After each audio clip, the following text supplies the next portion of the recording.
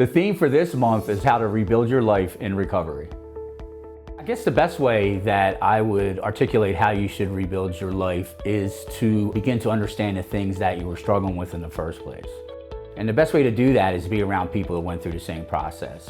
So for me, what was really important was the idea of buying into the fact that I didn't have to do this by myself anymore, and I could ask for help. The 12-step fellowships are extremely important. Now, I don't care if it's AA, NACA, it doesn't matter because the message is pretty much the same.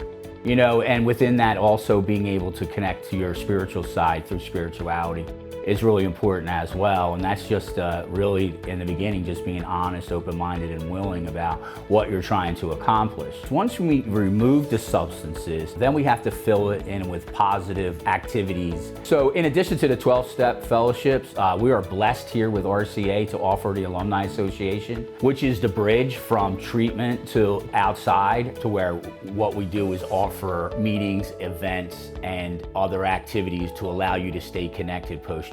The Alumni Association is there to allow you to realize that you're not alone. So we're going to meet you while you're already in treatment and begin the process of getting to know you, so that transition won't be as difficult as it is for maybe some folks who don't have an Alumni Association to turn to post-treatment.